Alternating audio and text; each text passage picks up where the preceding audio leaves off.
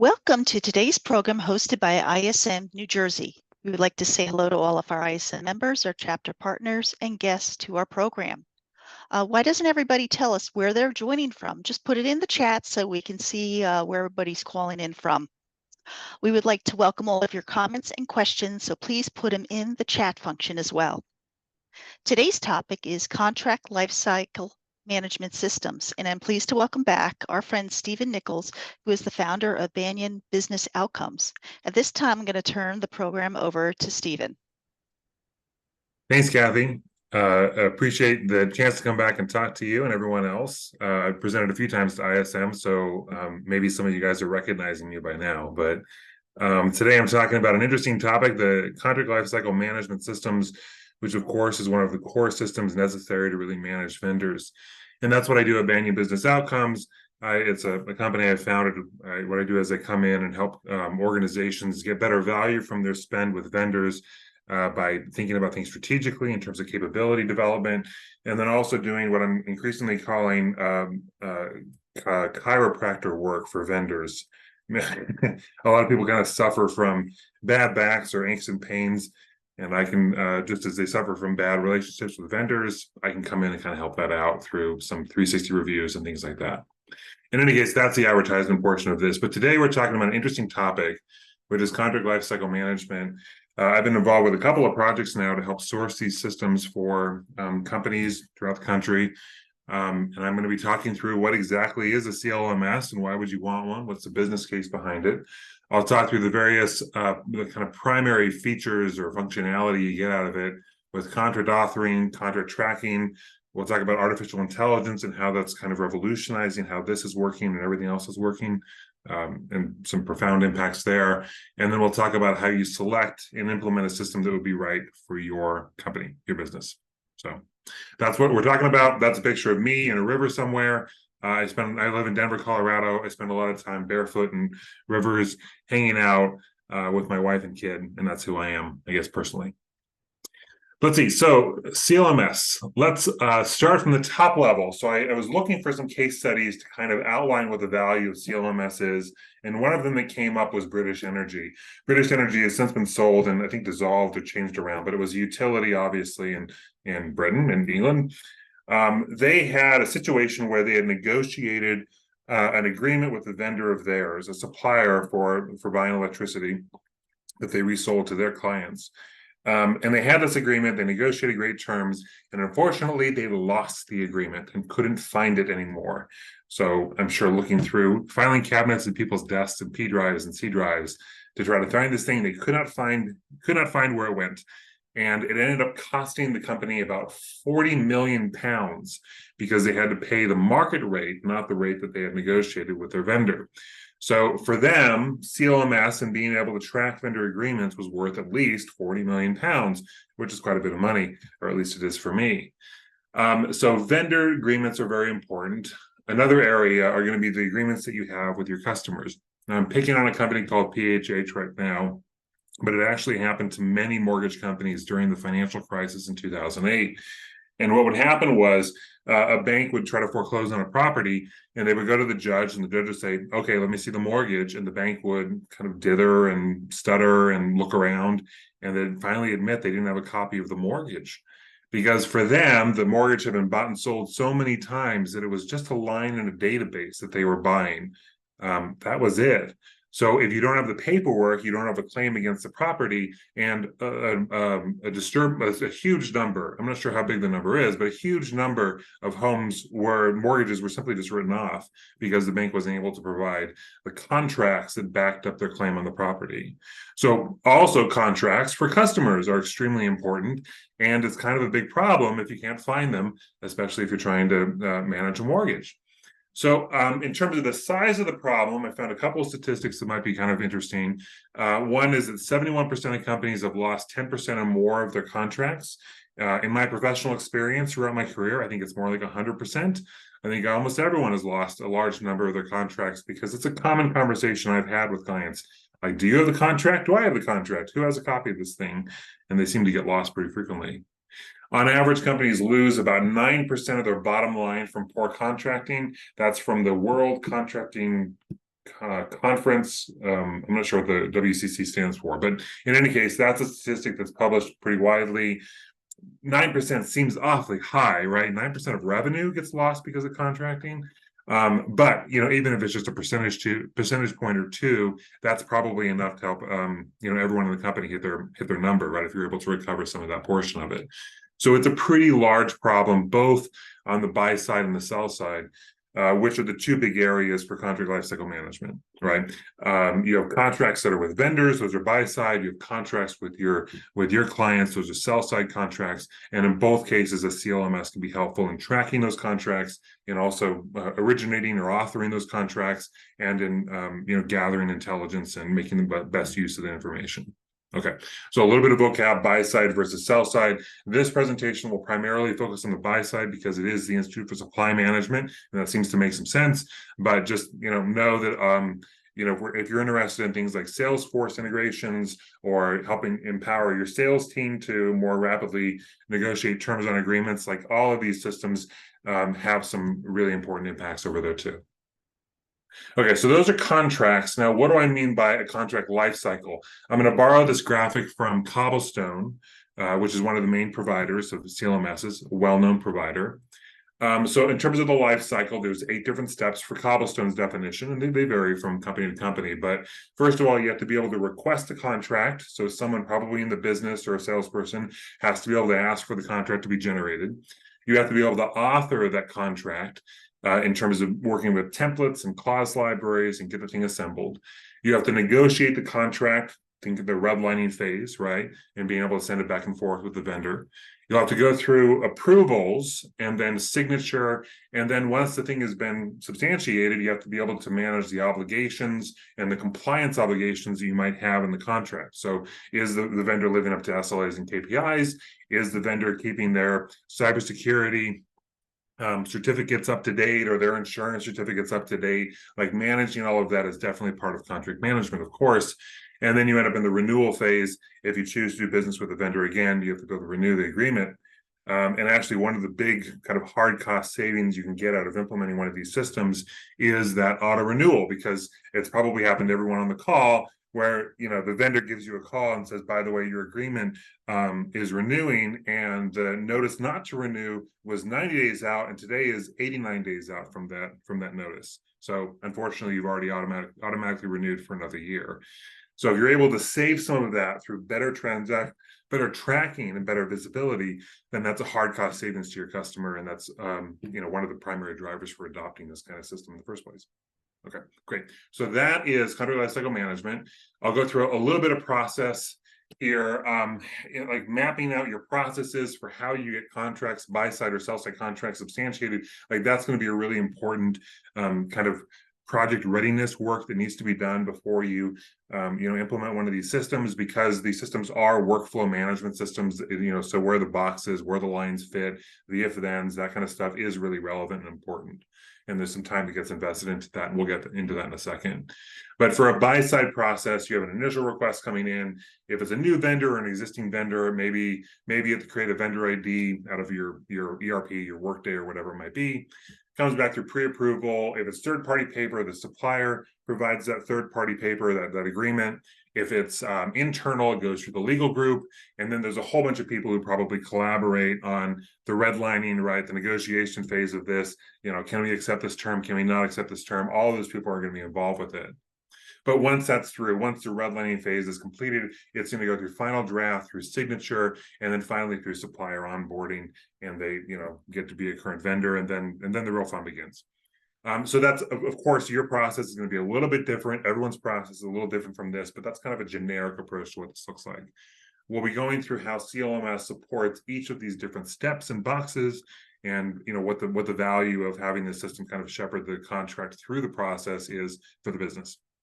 Okay, on the sell side, you might have an initial request come in, a statement of work gets developed. A statement of work gets developed by the sales team. It goes through a verbal commitment with the client. You generate the agreements, the client receives the agreements, they redline it, sends it back over to you, and then that same group tiger team, I don't know, the group that comes together and organizes the terms and negotiates that, they start meeting, having conversations, and people pulling rank and escalating and having problems. And then eventually they get that settled and it gets approved and signed, right? So CLMS is also likewise going to be helpful with every step of it. Now, if you're not using CLMS, you're probably suffering from several problems because you probably have something like a manual process in place for CLMS. So those are emails, those are meetings and attachments, those are Teams and instant messages, text messages, conversations by the water cooler. It can be very informal. It can be political. It can have a lot of problems with the way it's done if there's not a system that kind of guides it through it, because it's going to be slow and cumbersome. The system can easily be bogged down with too much work and no one has good visibility in what's going through. You might have inconsistency or errors, issue with that, because if you catch the attorney on a good day, and then he's like, oh, that's good. And if you catch him on a bad day and, he, I don't know, he stepped in a mud puddle as he walked into work, then probably he's going to be a little tighter with it. So there's some inconsistency and problems that happen. You end up with politics over policy, politics meaning, every other contract you sign is escalated, and because the sales guy or the so-and-so has drinks with the boss, he approves it, those kinds of things. And then you have poor visibility into the process. And that's actually one of the other big ways that you can get a return from this. If it's a manual process you're using for managing contract lifecycle or contract authoring piece, then there's a lot of back and forth. There's a lot of status updates that have to be sent out. If you're trying to manage it through Teams or through one of these online collaboration systems, it usually doesn't work terribly well. So there's a lot of extra noise and issues with the process, and it can be resolved. And then, of course, unmanaged risk, right? If you're doing random policy enforcement and, one set of vendors has, really strong insurance language and another vendor doesn't, then the level of risk that you're managing across your vendor portfolio probably is pretty inconsistent. It could be something of an issue. So that's contract authoring challenges. You also have post-signature challenges because you're probably saving, or whoever is probably saving the agreements in OneDrive and Box or Dropbox or whatever it is. And there probably is a master spreadsheet somewhere. Everyone has master spreadsheets. I have master spreadsheets that manage all the contracts, and they're almost always a little bit out of date and need some help, right? So the master spreadsheets, lacking or issues, the problems can really be revealed when it comes to that auto renewal time, when you're trying to figure out when exactly the contract expires and the spreadsheet's wrong, or the spreadsheet that wasn't updated for the auto renewal, or there's some kind of issue, and that can be a real problem. So there's a lot of issues with this. In post-signature challenges, you have specific vendor issues, and you also have supplier portfolio issues as well. So the specific supplier issues might be, I don't know where the contract is. I can't find this thing, right? When does it expire, auto renew? Is the supplier compliant? Does it have the insurance and cybersecurity and yada, yada, yada, data sovereignty, that kind of thing? Is the supplier meeting these SLAs and KPIs? Are they doing what we intended to do? Are we getting the full value for the agreement? Which is a phrase I throw around quite a bit. Are we meeting our obligations and supporting the vendor, and are we being invoiced correctly, right? These are all really good questions that you have to look at the contract to figure it out. And if there's not a CLMS on top of that, then it's a really manual process to answer those questions. In terms of the supplier portfolio, you might be wondering which contracts are current in the first place, right? For a specific vendor or across all the vendors, which how many contracts do we have with how many vendors across, what regions are there? Which suppliers have the best pricing? Where is their contract risk? Does everyone have the same force majeure clause, or something that came up more recently for people, maybe a year or so ago was, where are all of the, where can we escalate pricing and that kind of thing, right? Questions like that. Are there duplicate contracts, or is there inconsistency in contract terms that need to be resolved? And those are questions that can be answered manually, but it requires, typically attorneys thumbing through box.com folders to try to find all the contracts and read them and figure out what's going on. And that's, a possibly cumbersome process, and something that needs to be automated through contract lifecycle management. So the four of the areas we're talking about are contract authoring, that is the process of originating the contract, contract tracking, the renewal calendar, which is pretty important, and then contract intelligence, or the application of artificial intelligence to derive actionable insights out of those contracts. And those are the 4 different areas we're going to work on. Okay, so CLM. Let me know. I guess I should pause too. I'm happy to take questions in the middle of the conversation. If you guys have any, please put them in the chat if that's possible. I have that window up too, and it gives me a chance to take a drink of water and I can try it out. Okay, so that's CLM. I'll watch for any kind of questions that come up in the chat, but I'll keep driving forward. So in terms of contract lifecycle management, there are a myriad of systems that are available. You have different types of systems, I guess. Probably your ERP system has some kind of module that can be bought that does most of the things that contract lifecycle management does, and it does a pretty okay job with that. None of them are really, focused on that area. And in fact, we've seen some of these ERPs start to back away from the offerings that they have in this area. And they're starting to de-escalate teams and, partner more with CLMS companies. So you probably have an ERP vendor that might have something to do. I also have Coupa and Zycus and Jagger at the bottom there. Those are more source-to-pay systems. Source-to-pay systems tend to have CLMSs involved as well. And there may be an offering there too. So if you're trying to prevent vendor sprawl or system sprawl, you're trying to take on yet another vendor, it could be that your needs are going to be met with existing vendors that you have with slightly different systems that are related to this, of course. Always take a look at that first before you go out and try and source a new vendor, unless your needs are complex enough to justify that. So I'll kind of caveat it with all that. Then there's a bunch of logos up above that. Actually, I'd be curious if any of these logos are familiar to you guys. Put that in the chat, please. Let me know what you guys have seen around, and I'm always interested in learning more about it, of course. You have leading providers of enterprise-grade systems like, Syrian Labs, Icertis, Conga. I'd put up in that category as well. Those are companies that are Fortune 500s probably are using those kinds of systems to manage their contracts, and that's going to be they have enterprise grade capabilities and enterprise grade price tags too. So keep an eye out for that. DocuSign is an offering as well, and then there are other systems that have enterprise customers for sure, but also work in large and mid-sized companies like Agilent, which we'll be looking through a couple of demos of them later in the conversation. Ironclad is a really strong offering that I think very highly of. On it looks pretty good. That's a simple legal product. There's Cobblestone. ContractPod AI is really interesting software. The design is unique. And then LinkSquares advertises like heck on LinkedIn. So probably you guys have heard of that too. Yeah, so Coupa, Zycus, and Cobblestone, great. Those are interesting, good options. Yeah, Coupa probably is pretty common here. Probably a lot of people have Coupa. And then we have Icertis and Coupa. Yeah, great. So these are enterprise grade systems for sure. Conga. Okay, so Conga, I wonder, Carolyn, if you're using that for the sell side or the buy side agreements. I've seen it more on sell side, but I think it also does a lot of buy side. Buy side, okay, cool, great. Okay, so those are different options for contract lifecycle management. If you're interested in what all the big consulting agencies have to say about it, I have here the Magic Quadrant for Gartner, and I think it's the Wave for Forrester. So you can see that DocuSign, Syrian Labs, Icertis, Conga, and Agilent are all leaders on the left-hand side, and those same names are going to be leaders on the right-hand side. Icertis, Syrian Labs, Cobblestone is a little higher rated by Forrester. Ironclad is also a little higher rated. DocuSign is up there too. And then looking through that, like Zycus doesn't appear on the Forrester side, but they do appear on the Gartner side. It's interesting to look at. Maybe I'll just leave this up for a second as you guys take a look through it. Yeah, good. Carolyn, appreciate the comment about Conga being a struggle on the buy side. They are more, I think, more focused on the sell side too. That's my experience with them as well. Although I haven't worked directly with Conga, so I don't want to speak outside of my direct knowledge. But not surprised. Okay, so those are some of the well-known systems. There are dozens of them out there.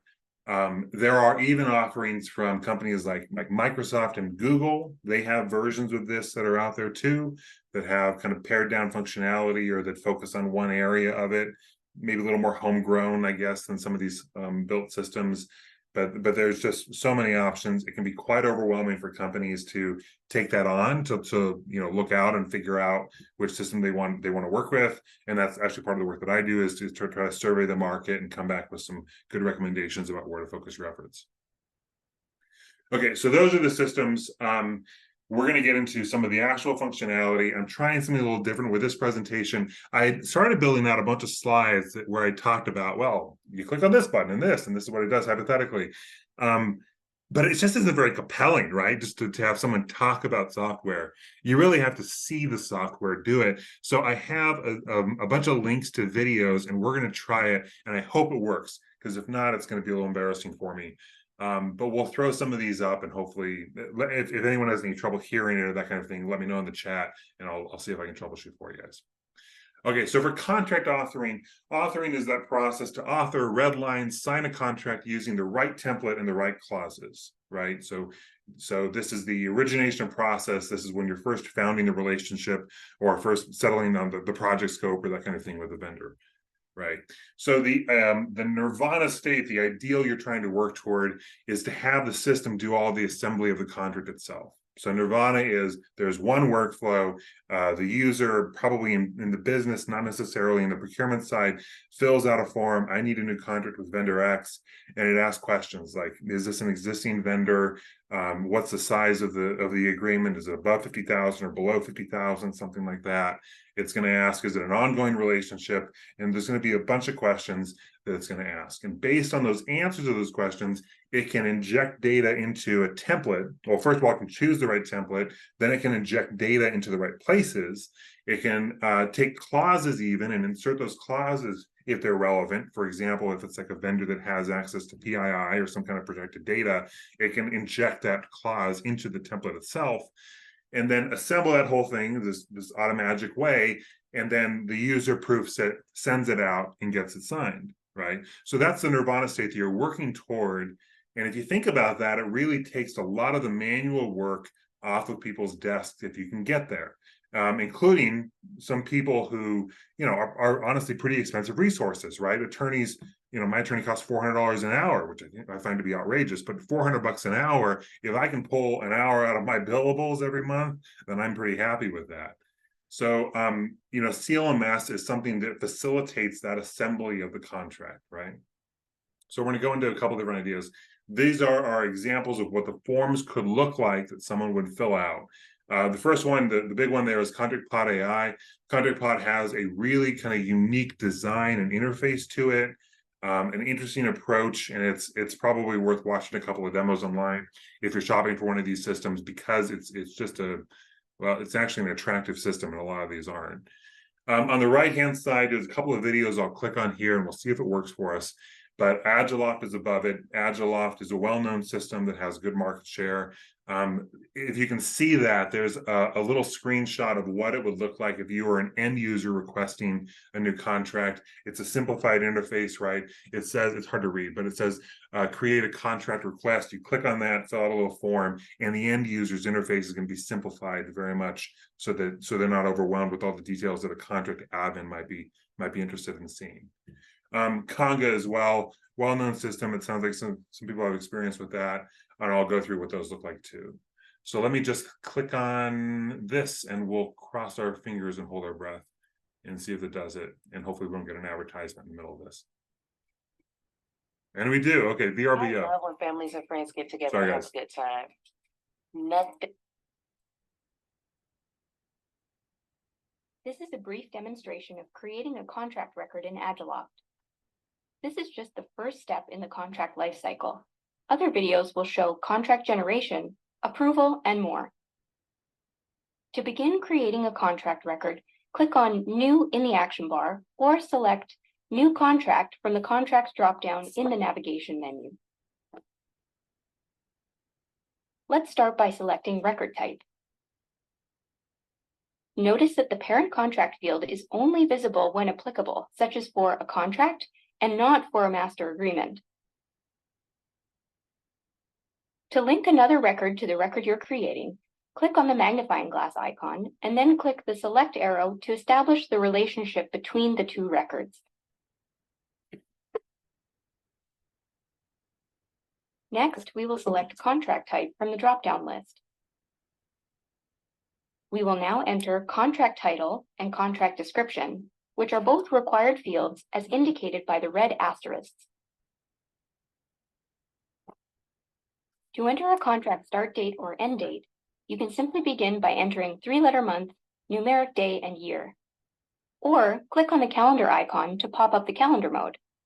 From here, you can click on the appropriate date to populate it into the record. Now that we have entered the contract start date and end date, we can enter the contract amount and move down to the contract party information section. You'll notice the internal contracting entity has automatically been set. To select the counterparty company, we can click on the magnifying glass icon, and after we've found the appropriate company, click Select to import it, in the same way we did with the parent contract ID. Alternatively, if we know the company name, we can simply begin typing and then click the company name once it pops up. This will link the selected company as well as other data stored throughout the Agilent knowledge base. Users can also create a new company by selecting the checkbox next to Create New Company. Fill in the appropriate information and then click on Create Company. Users can then select the main contact for the company, if already entered in the system, or they can enter a new contact by selecting New Contact. Enter the first name, last name, email, and phone number, and then click Create Main Contact. Okay, I'll stop it there, I guess. So it's showing the way the form is created. Let me just talk a little bit about this before we get too far into it. So with all of these systems, really, but especially with Agilent, the form you're looking at right now, where it's collecting the details it's going to use to populate the contract, that form is completely customized, right? Every single company is going to have different fields that go through these forms. What it asks for is going to be totally different from company to company. One point to make. And that's part of the implementation process, is figuring out what needs to be in those forms. The second point to make is that there is obviously an integration built into this, and that's another big feature of the system. You probably want, for example, to be able to pull vendor IDs out of your ERP if they're an existing vendor. So having a connection between your CLMS and your ERP so that information can come across, and things like, you know, the address and the contact information can be automatically populated in the CLMS. Like that's an obvious integration, and it's probably something that you're going to want to manage with the system as well. So totally customized and probably going to be integrated too. Conga has a couple of things too. I'll watch a couple of minutes. These are all very, very short videos, just a couple of minutes. So let me throw it up. Today's demonstration of Conga will show how easy it is to request, to generate, and to edit a document. I'll be demoing as a requester in our contract lifecycle management system. Our homepage here in Conga will show a variety of reports and notifications to help me keep track of all of our agreements within the system. We can quickly start a new request from our homepage using our agreement wizard. This agreement wizard will allow me to answer questions about what type of agreement I need, as well as asking required information to generate an agreement from a pre-approved template. The first question in our wizard is this agreement regarding confidentiality? Selecting yes will present fields related to the NDA record type, and I can fill out some required information, such as what type of paper this is. Selecting no will move on to the next question in the series. In this case, it's asking if I want to scope a project or project detail and create a statement of work agreement type. Again, selecting no will move on to the next option. In this case, I would like to create a master agreement. We can enable dynamic generation right here within the system through the use of different drop-down fields. So in this example, based on the support exhibit the requester submits here, it'll automatically put the correct support exhibit, whether it's basic or premier, into the same template automatically. We'll enter a few pieces of required information remaining, such as the account, the contact, as well as the start date and the end date.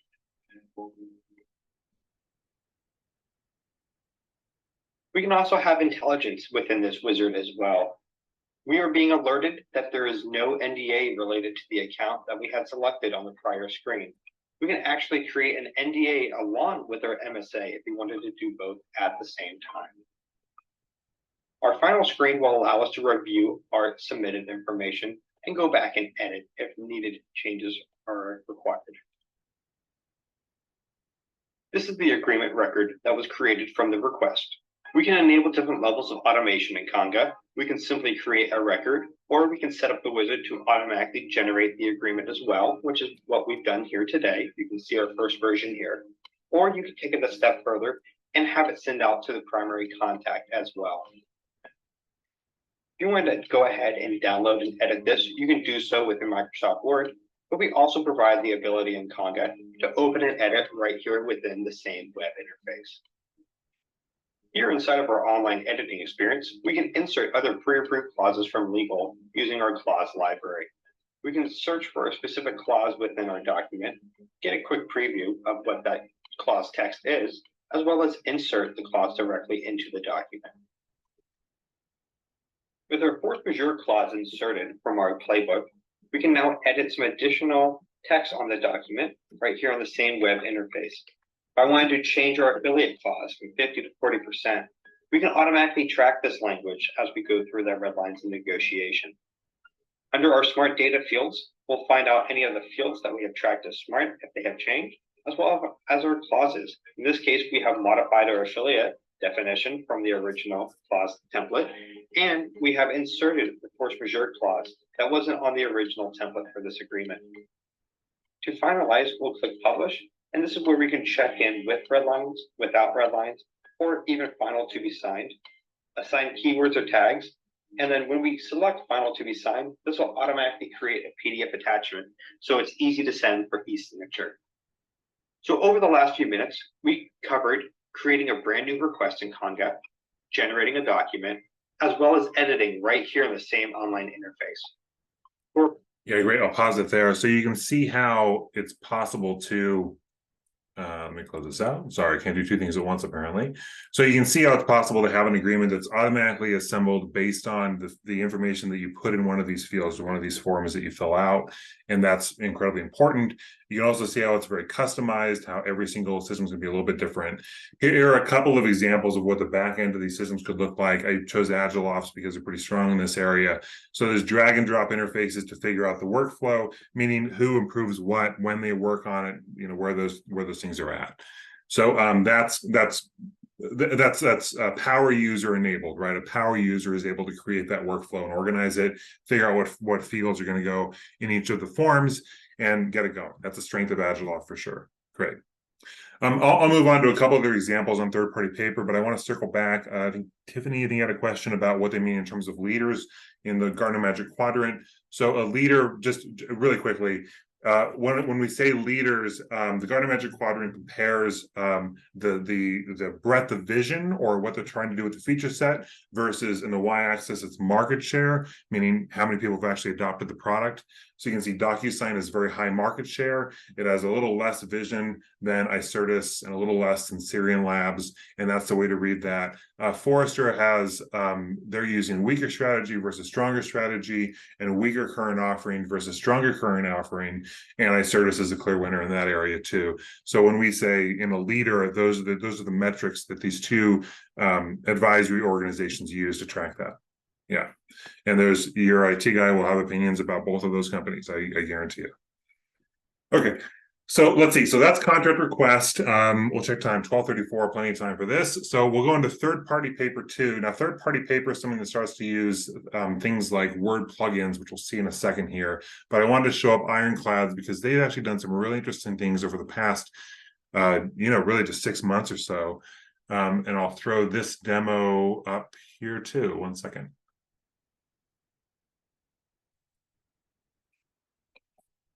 Ironclad customers now have access to the world's most advanced generative AI for contract negotiation. It's called AI Assist. Let's see how it works. Here, we're looking at a master service agreement, and looks like this customer data clause needs some work. So we'll select it and bring in AI Assist. AI Assist analyzes the clause for anything that might be missing or unacceptable, and provides a few suggestions. And here's what we're looking for. Provision for notification in case of a data breach.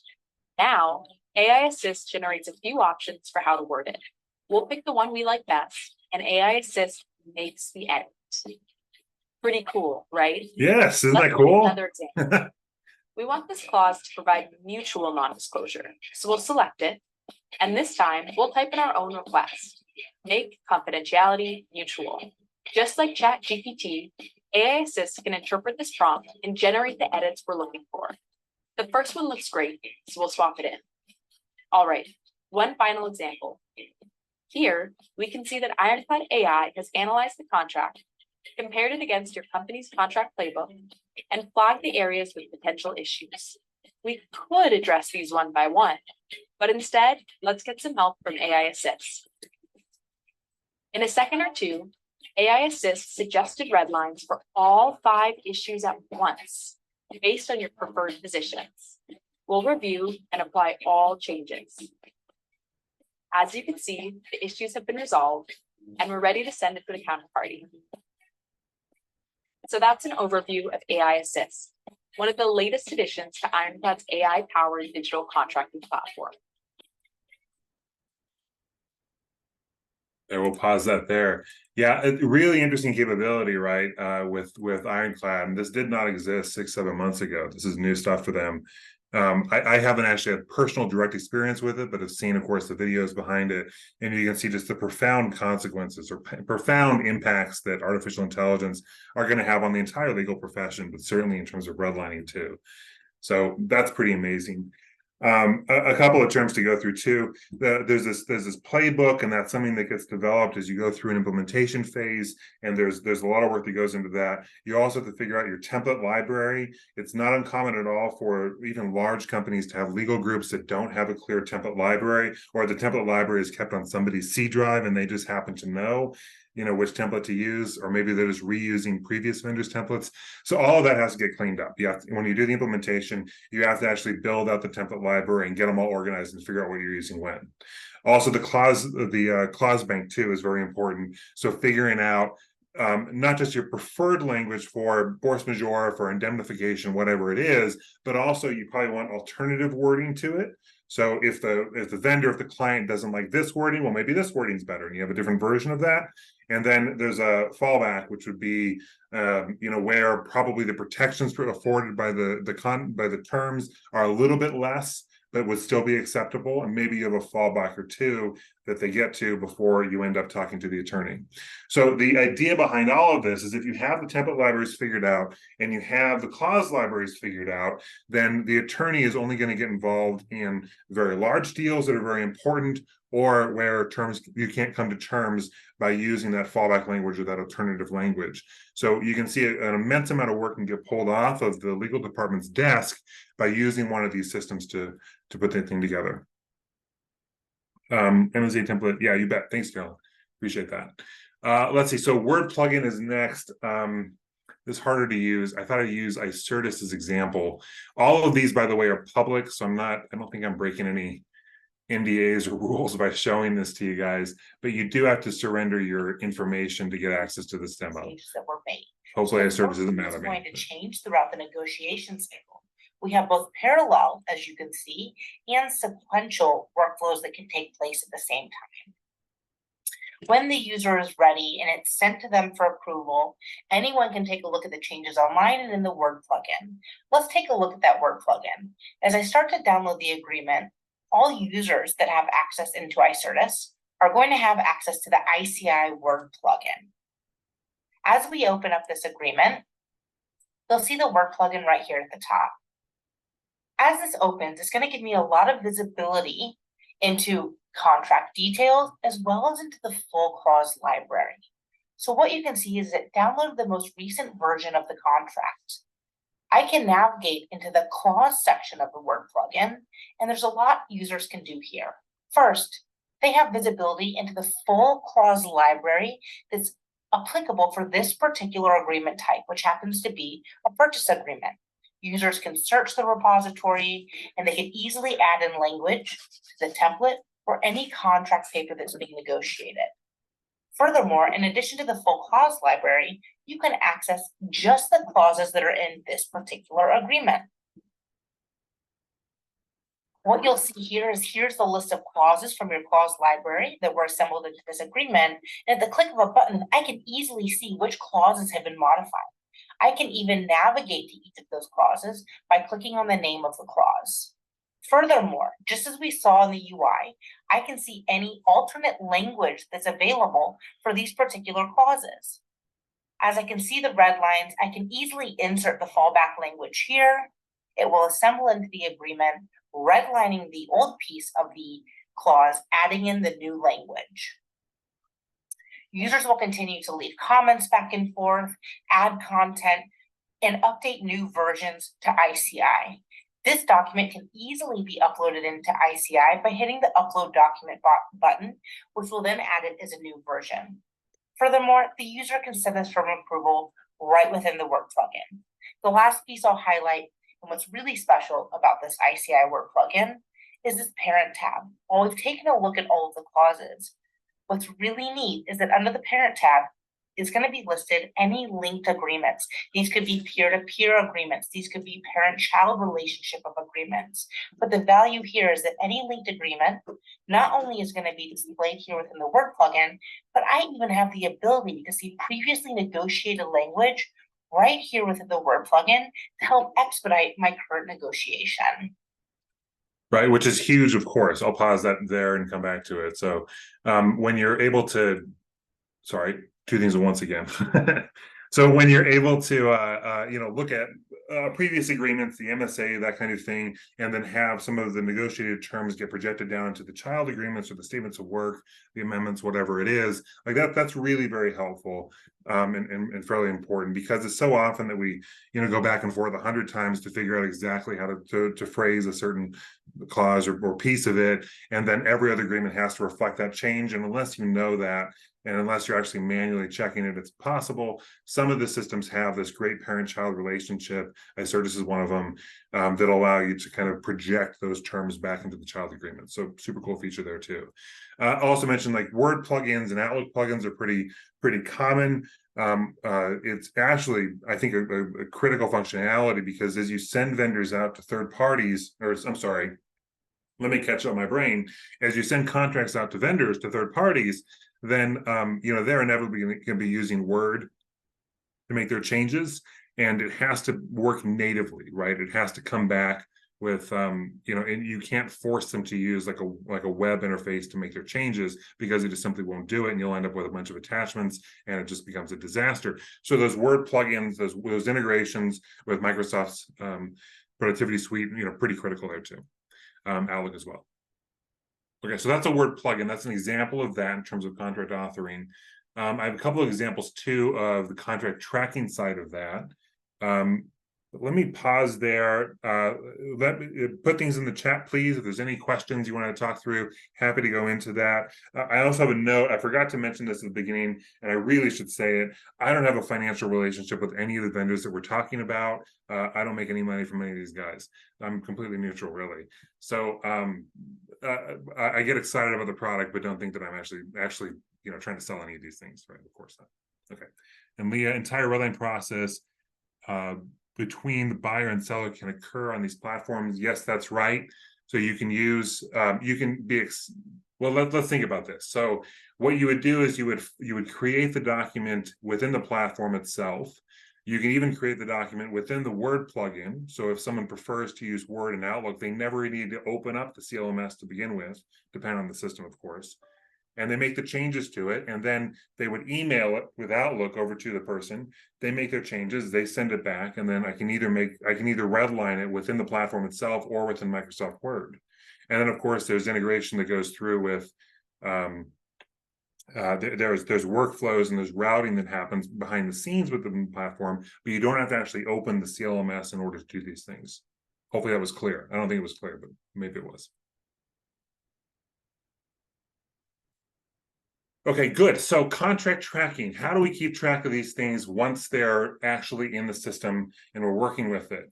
Well, as a side note too, some of these images I'm using DALL-E 2 to generate. So this is like an artificial intelligence generated image. It's not, I thought it was fun, so I used that. I don't know, maybe it's fun. Okay, so repository and search is the next topic to go through.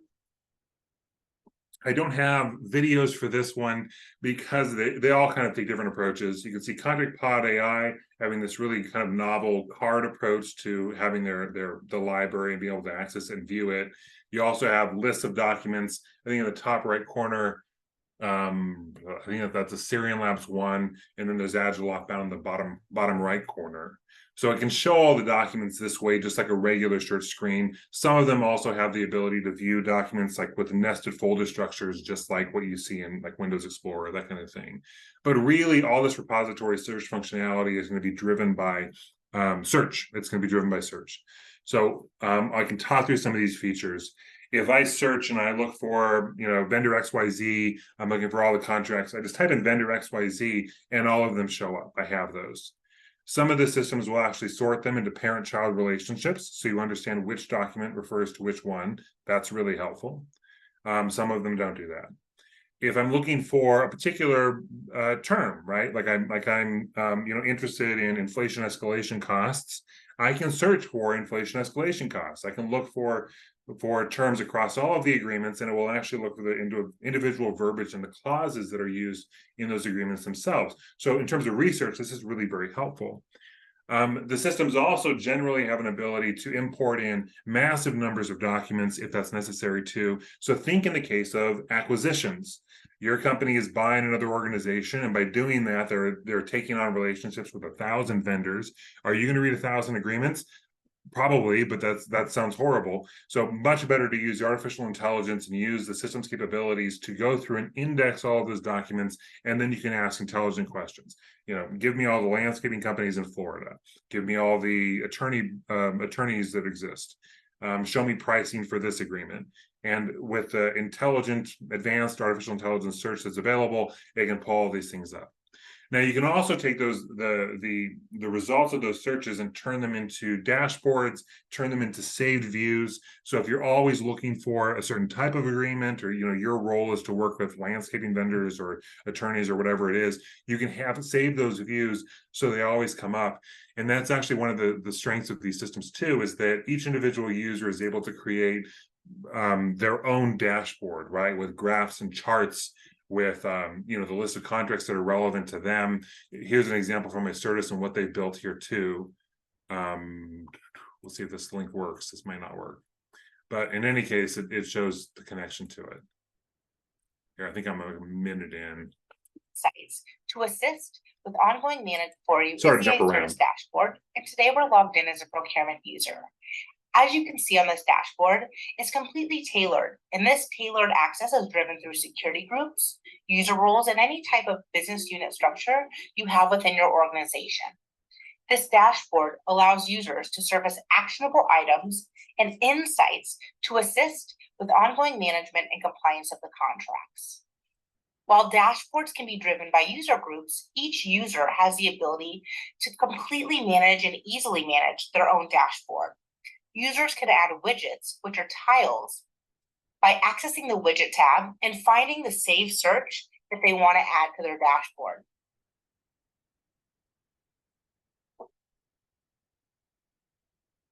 Users also have the ability to access these quick access links for the contract types that they're most frequently creating. Upon clicking on these quick access links, it will drive the user to a quick intake form for easy creation of a contract. Yeah, so I'll pause it there. You see the My Tasks section over there on the right. Those are the tasks that the workflow is saying are due to me. So if I'm an attorney, if I'm a cybersecurity professional, wherever I'm in the company, like if I pull up my dashboard for the CLMS, or in this case, Certus, it's going to have all the tasks that are assigned to me right there. So I know what I'm working on next, right? In the priority level, that kind of thing. And then you can see how we use save searches. She mentioned this. If you use save searches, you can put the results of those save searches on the dashboard. So you can see, for example, purchase agreements above $200,000. That was a save search that was put on this dashboard. So it was easy access to it as well. So you can see how a CLMS is going to provide not only a central repository, so you know where all the contracts are saved, but it's also going to provide much greater visibility into where those contracts are at in the process, and expiration date, things like that too. Okay, so Agile has an example here too. I'll jump to 120, back one. Sorry. Here's an example of a dashboard that was created by Agile, which is another leading provider. In this video, we'll cover charts, reports, chart collections, and dashboards. Let me cue it up here. Open the report to view the data. Dashboards function as landing pages in the Power User interface and consist of customizable widgets that show summaries of record information related to your role and links to key elements of the system used in daily activities. Widgets can display system data in the form of charts, summary reports, tables, and more. Dashboards are accessed by clicking Home on the nav bar. With the Dashboard drop-down menu, you can select different dashboards, create and edit dashboards, and manage widgets. Widgets on a dashboard can be arranged into any position with the Dashboard Wizard. You can also resize them in real time from the dashboard screen, or temporarily remove them to customize the dashboard on the fly.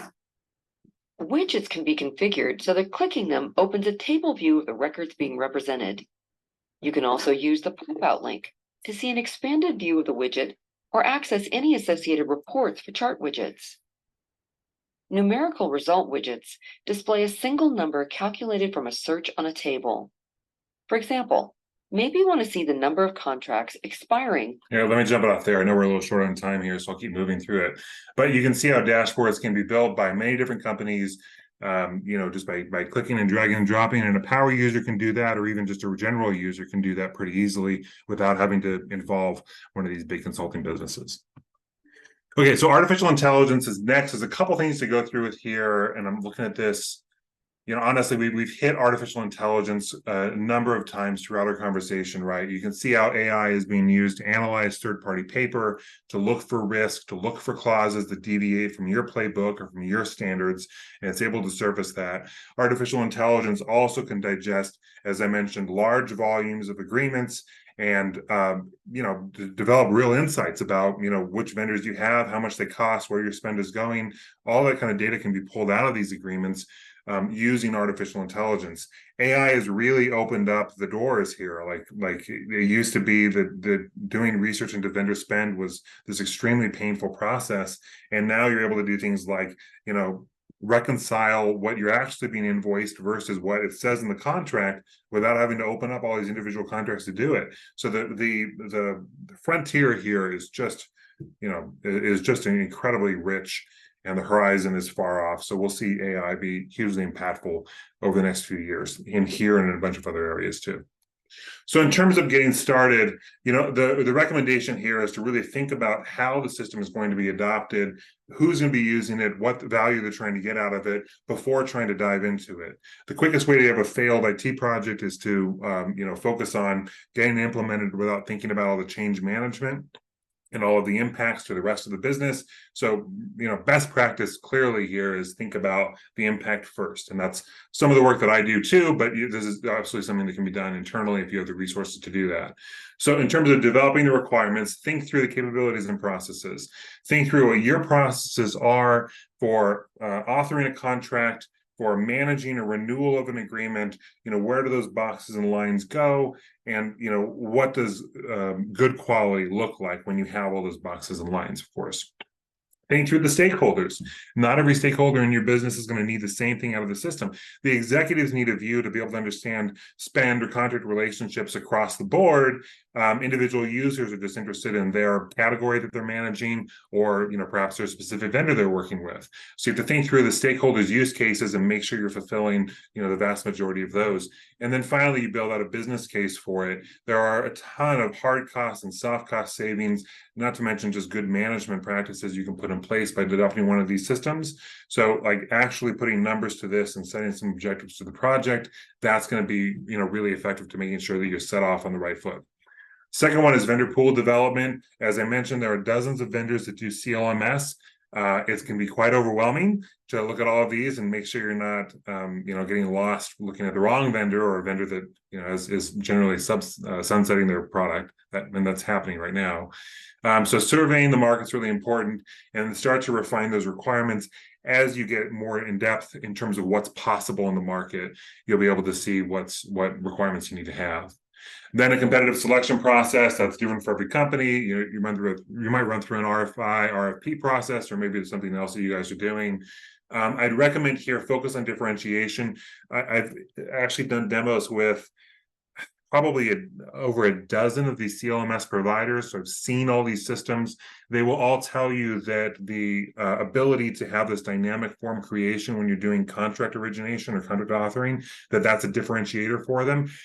They all have it. Like I'm not seeing a lot of difference between the products, honestly. So I'm not sure that's true. Or they'll all say that the dashboards, being able to put the widgets around, like that's differentiating for them.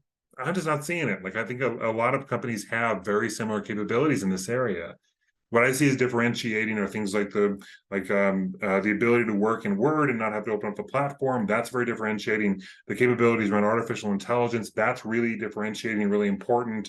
The user interface can be differentiating too, just the friendliness and acceptance from the users, which is very important. That's differentiating as well. Okay, feature value pairing. A lot of them have a lot of incredible systems, a lot of incredible features. Make sure you're getting the value you actually need out of each of those features, and then focus on time to value. Some of these systems, and I won't mention them online, can take a year to implement. So, maybe that's appropriate. Maybe you work for a Fortune 200 or a Fortune 50, and a year's implementation is, just business as usual for you. If you're a smaller company and you're looking for value within 2 months, that's probably not going to be a great fit. Okay, and then finally, implementation, it really goes through 3 phases. There's project readiness, where you do things like organize your templates and your clauses, all the rest of that. The next thing is, the migration stuff. So you have to be able to get all the contracts out of your box.com folders or whatever, and then push it in. And then finally, continuous improvement, right? Because these systems are things that have additional features that come online. There's a lot of great value that they're creating, as we saw here today with some of the improvements that have made over the past 6 months. So having a continuous improvement cycle to make sure that you're always optimizing that process and that workflow, that's going to be pretty important. Yeah, Carolyn, time to value, extremely important. Some of these projects can really drag on. So you got to make sure that you have the right speed, accelerator, that it's moving at the right pace, that kind of thing. Great. So that's what I had. Those are the slides. I think that works, showing all the demos. I love your feedback on it. I think we have 2 minutes left, so let me open it up for questions. Let me know what you have. I'm happy to talk through it. Definitely. If anybody has any questions, please put it in the chat. Oh, there you go. Great. Thank you. Thank you so much, everybody. Thanks for joining us, everybody. We really appreciate it. I did want to mention Stephen will be back on September 13th talking about vendor scorecards. I didn't know if you wanted to let him know exactly what you're going to talk about. See if anybody wants to join us then. Yeah, you bet. It's a presentation I've given several times actually already, but vendor scorecards are a great way to track vendor performance against contract terms and understand it. Make sure you're getting the value of the agreement that you intended. So I have some ideas about how to build out a scorecard, and then how to manage vendors, have all those scorecards build up so you get a good strategic view of what value you're getting from vendors. So we'll talk through it later. Oh, thank you so much. Thank you, everybody, for joining us. Glad everybody really liked the presentation. I did too. I thought it was great, and the demos were spot on. Thank you so much for including those. We really appreciate that. I'm glad it all worked. Me too. Me too. Okay, everybody. Our time actually is up at this point, but we will be sending out the recording, and everybody does get continuing educational credit for attending today. So we thank you and hope to see you at our next program. Bye-bye, everybody. Thank you.